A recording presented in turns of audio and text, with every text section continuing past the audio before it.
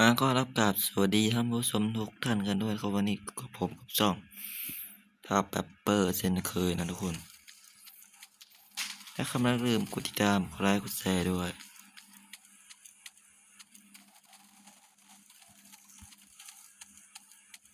ตามมาก่อนแล้วค่อยยิงทีหลังตายคนเจ็บเอาหนึ่งเฮ้ยข้างบนข้างบนได้เปรียบข้างบนมันจะได้เปรียบทุกคนแต่นี่ทุกคนถ้าแฟนเก่าผมชนะขอโทษก็ยังให้อภัยได้นะ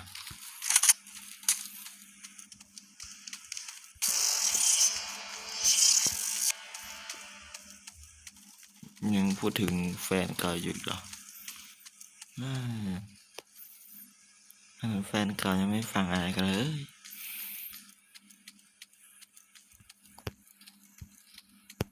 คือผมเป็นดูสตอรี่มาเรื่อยๆนะทุกคนคือผมเป็นดูสตอรี่เล่นนะ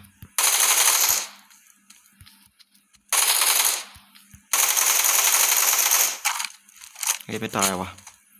ไม่โดนไม่ได้ละต้องซาดละจังหวะนี้ต้องเข้าไปซาดหน่อยแล้วไม่ต้องกลัวมันทุกคนเข้าไปเลยเองเลย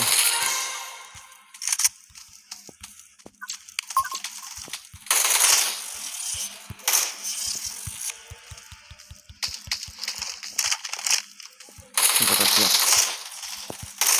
ครับจริงๆผมก็ยังชอบอย่างแฟนครับ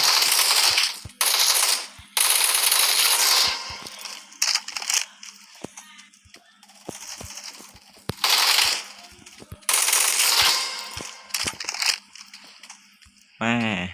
โคตรมันเลยวันตาแน่ทุกคนจิบหาย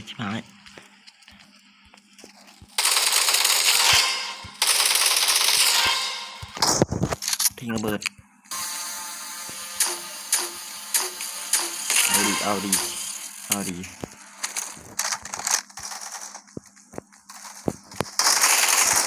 ถ้าใครอยากเล่นกับผมก็เล่นได้นะเจ็ดตาเพลินดีทุกคนตานี้เพลินดีเพลินที่ผมชอบแล้วล่ะ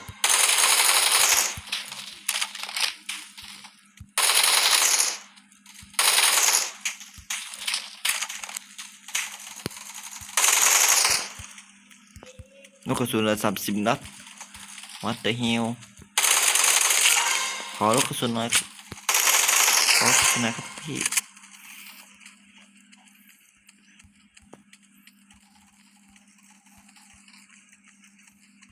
ขึ้นมาทำไมให้ขึ้น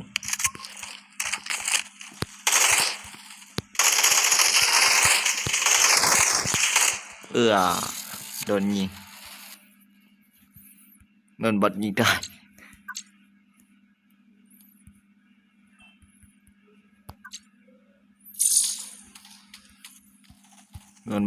้วะคือถ้าแฟนเขามาขอโทษเนี่ยผมก็ให้อภัยได้นะคนตอนนะ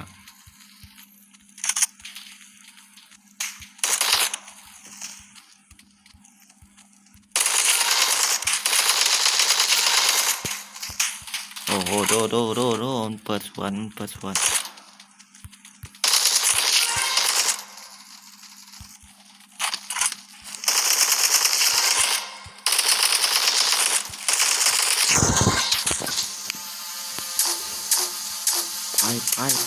อ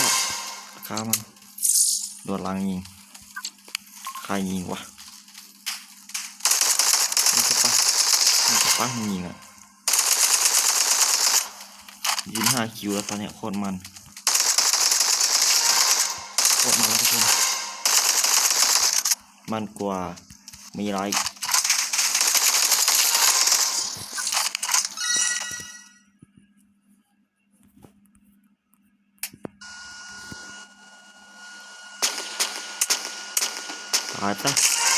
ตายซะ ที่เปิดโปรครับไอ้น้อง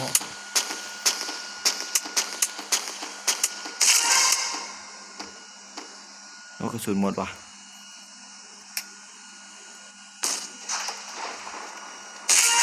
โอ้โหเป็นแถบงัดไปเป็นแถบทุกคน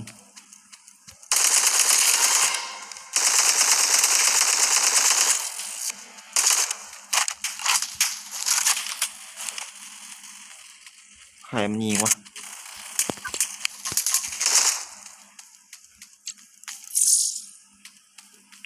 ใครมันยิงวะตามมากันผู้หญิงเดี๋ยวผู้หญิงมาปะนี่อยู่นี่คนยิงอยู่นี่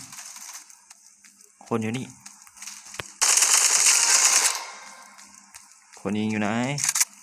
ดูก่อนว่ามีคนด้วย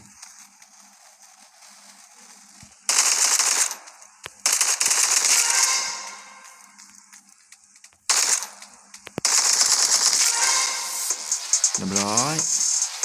ปิดเกมเจสคิวครับเปิดโอเค